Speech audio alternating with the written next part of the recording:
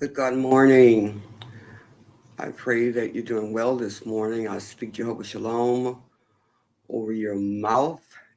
I speak Jehovah Shalom over your situation.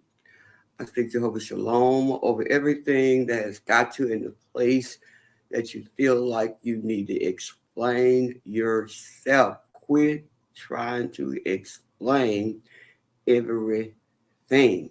So I said thing, but it's everything is what we say here in Texas. I really believe that we're in a time right now that we got to watch over our words, watch over what you're saying, watch over the thing that you feel that you're obligated to explain yourself when people really don't care anyway. But actually, when people get to explaining too much to me, I say, okay, let's see how much is truth and how much is a lie. Right. So let me get straight into this devotion this morning.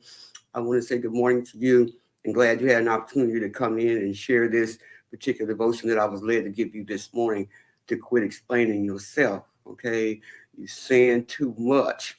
And this is what it was saying. If you can see there, Ecclesiastes 3 and 7 is saying there is a time, and you go and read that for yourself. There is a time to keep silent and a time to speak.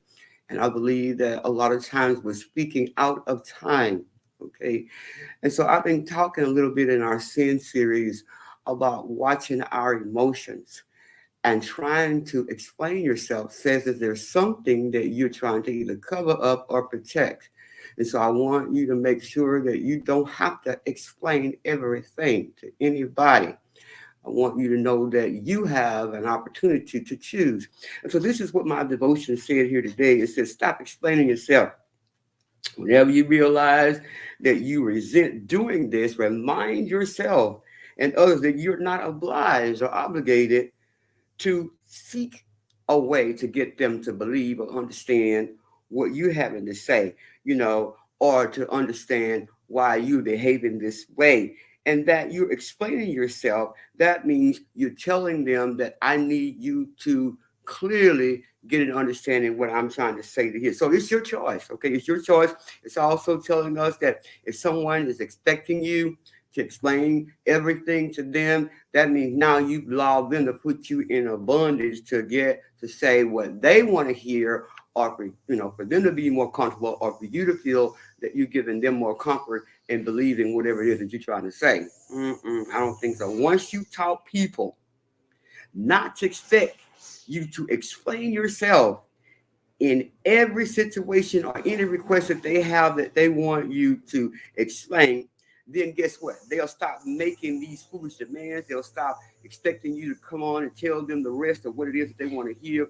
You got to feel free to explain yourself only when you feel that you want to, only when you feel that there's a need to, and most importantly, if you're compelled to tell this information so you're not being pulled like a little puffet about what it is that you need to explain to make them feel better or you to feel safe. I know I'm talking to you.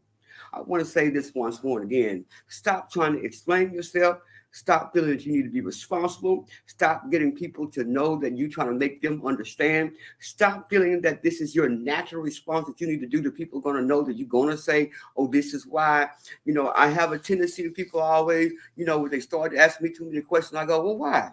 And, they be like abrupt, like, no, she didn't say why.